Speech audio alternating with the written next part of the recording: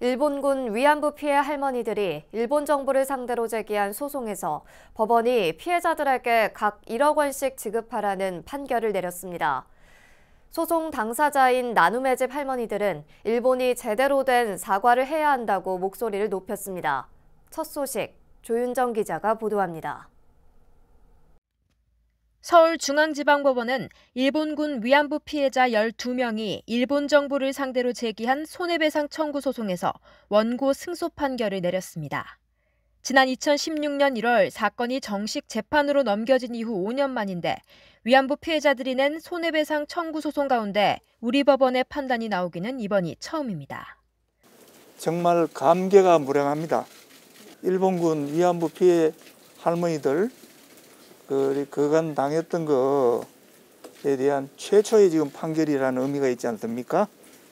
특히 법원은 국제법상 한 국가가 다른 나라 재판의 피고가 될 수 없다는 내용의 주권 면제 원칙이 이 사건에서는 적용될 수 없다고 밝혔습니다.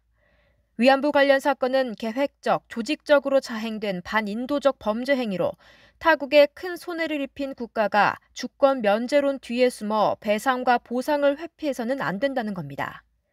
그러면서 재판부는 피해자들이 극심한 고통에 시달리고 사과조차 받지 못한 점 등을 비춰볼 때 일본이 지급해야 할 위자료는 1억 이상이라고 봄이 타당하다고 덧붙였습니다. 위안부 관련 활동을 펼쳐온 시민단체들은 인권 보호의 새로운 지평이 열렸다며 환영의 뜻을 밝혔습니다.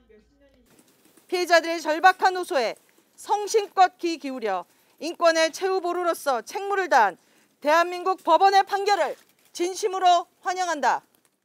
소송 당사자였던 나눔의 집 소속 할머니들은 반가운 소식이라면서도 일본의 진심 어린 사과가 먼저 이뤄져야 한다고 목소리를 높였습니다.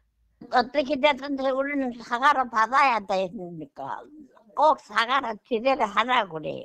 나의 어린 잘 모르는 거 가지다가 못치게 맹글어 놓고 뒷금 와서 안 그랬다고 하고 이런 건 뭐예요 이래. 감옥을 해줘도 싫어.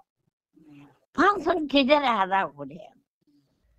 일본 정부는 이번 선고에 대해 매우 유감스럽다는 입장을 밝히고 남관표 일본 주재 한국 대사를 초치하며 강하게 반발했습니다. 오는 13일에는 이용수 할머니를 포함한 또 다른 일본군 위안부 피해자 할머니들이 일본을 상대로 제기한 소송의 1심 선고가 열릴 예정입니다. 다음 주 진행될 선고에서도 피해자 할머니들의 기본권을 인정하는 전향적인 판결이 나올 수 있을지 주목됩니다. 서울중앙지방법원에서 BBS 뉴스 조윤정입니다.